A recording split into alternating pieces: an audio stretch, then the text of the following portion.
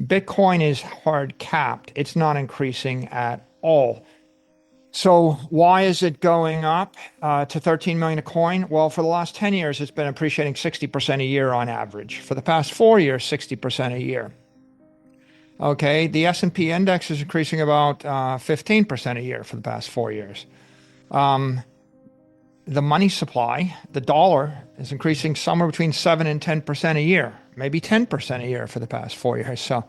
So once you understand that, Bitcoin is simpler, more thermodynamically sound than an equity portfolio. Bitcoin is the world's first perfect monetary asset. And by perfect, I mean hard capped at some fixed amount.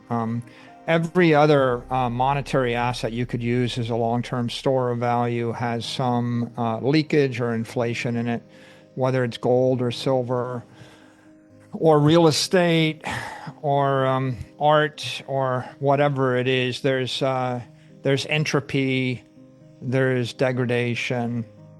And so the ideal perfect monetary asset would be some fixed amount of something for the next 1,000 years or 10,000 years. And so Bitcoin's the first thing like that.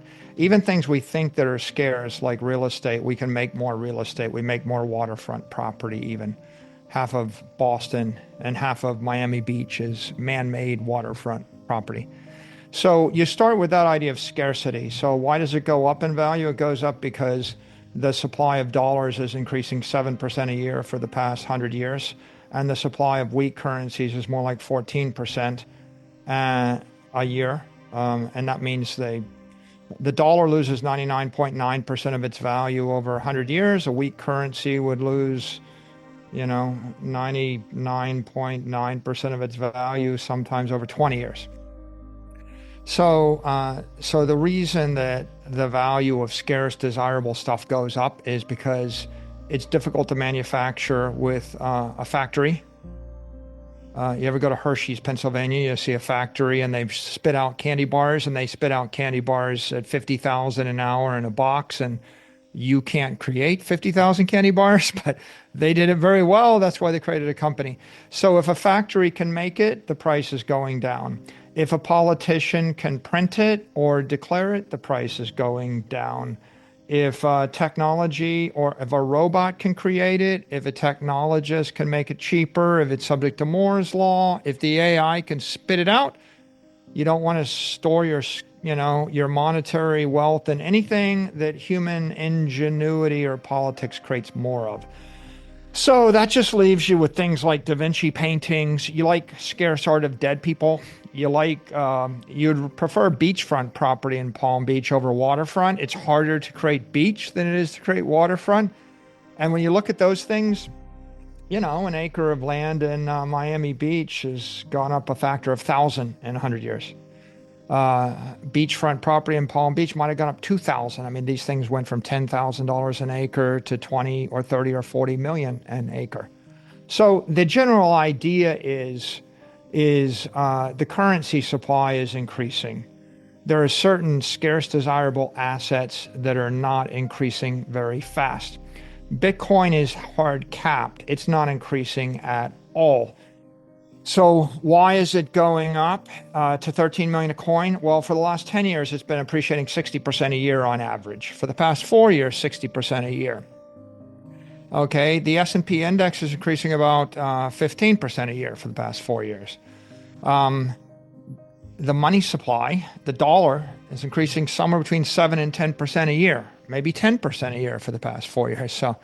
So once you understand that, Bitcoin is simpler, more thermodynamically sound than an equity portfolio, right? The thing that's going up a bit faster than the inflation rate is a diversified portfolio of high quality companies like Tesla and Apple and Google and the like. They can maybe outperform a couple of percent due to human ingenuity and robots and AI and Moore's law, technology. But companies have attack surfaces. So companies have counterparty risk. The risk factors of companies are They might get sued for antitrust. You know, China doesn't like Nvidia. Europe might tax Apple. A union might unionize Amazon. The US government might sue Microsoft, right? If it's a really good company, it's going to get a regulatory onslaught. And if it's a bad company, it's going to get crushed by a bigger company. And then maybe it just gets unlucky because of a war or famine or a hurricane or bad weather. Or maybe you're located in a city and the tax rate triples.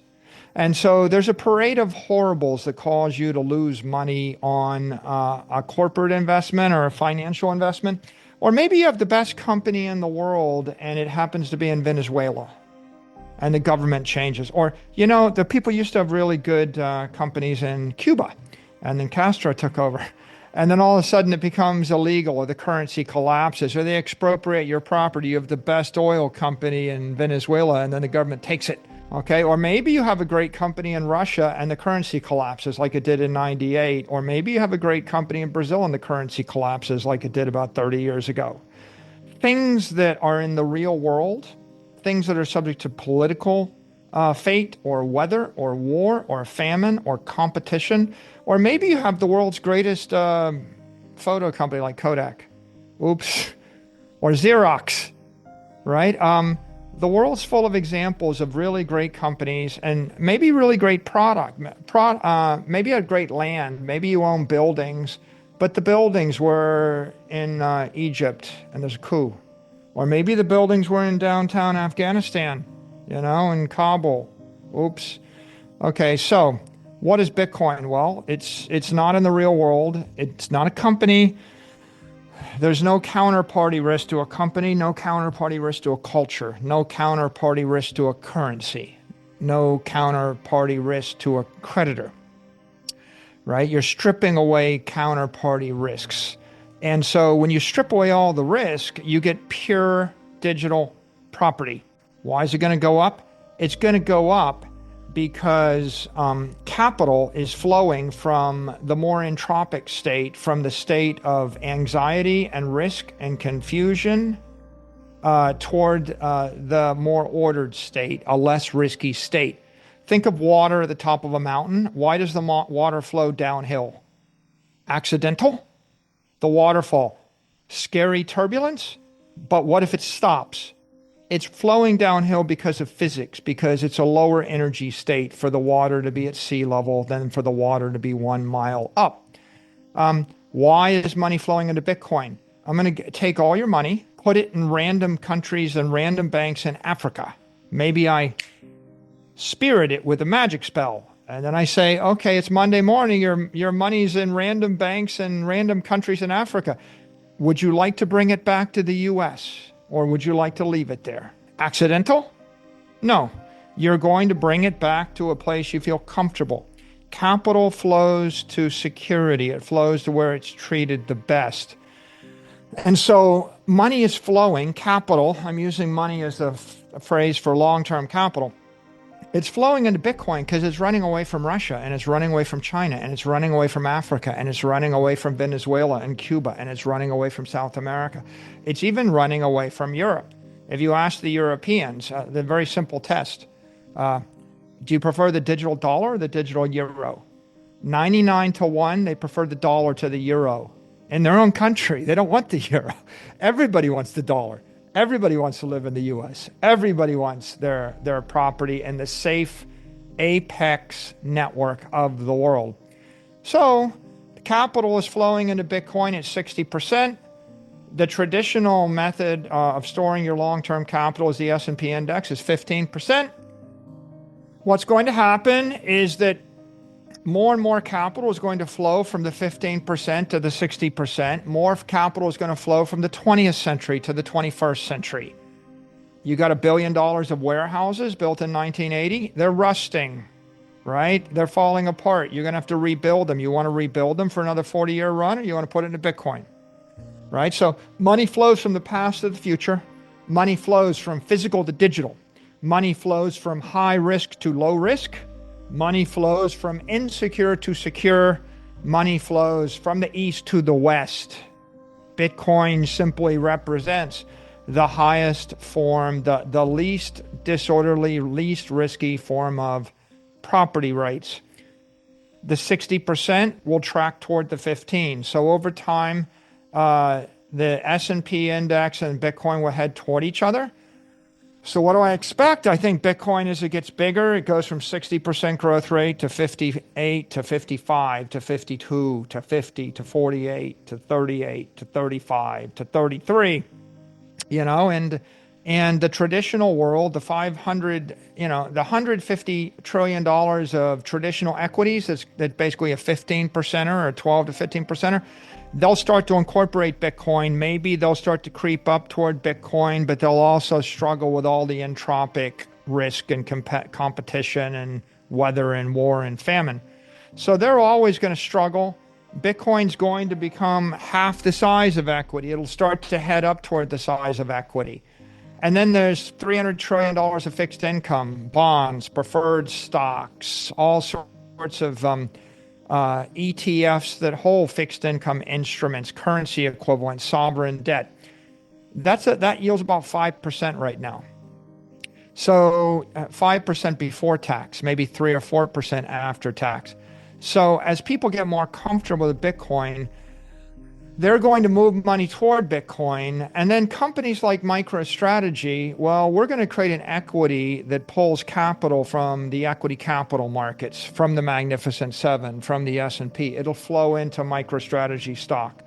And then we will create bonds, and the bonds will pay you twice as much or 3 times as much as the bonds in the traditional capital market.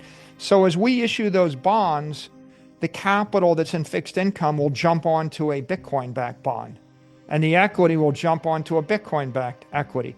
And over time, you've got $500 trillion of this traditional capital. I think over 21 years, Bitcoin goes from 60% ARR down to 20% ARR. And if you blend it, it's like an average of 29% ARR. And if you crank 29% ARR into a 21-year model, that takes you from where Bitcoin was, which was about 55,000 a coin in the middle of 2024, when I was at Bitcoin Nashville, and I gave that speech and I gave that forecast. Bitcoin was about 55,000 or 60,000. And it just climbs up with some volatility. It surges up, it crashes down, it surges up, it crashes down, serpentine, and it climbs to 13 million a coin in the year 2045. And as it climbs, it becomes a greater amount of the world's capital. Instead of being $2 trillion, it becomes $280 trillion. But the amount of wealth in the world goes from 900 trillion to 4,000 trillion. And there's a lot of bonds, and there's a lot of real estate, and there's a lot of equity. And it's not like Bitcoin eats everything. It's just like Bitcoin goes from being 0.1% of the world's wealth, to being 7% of the world's wealth or something like that.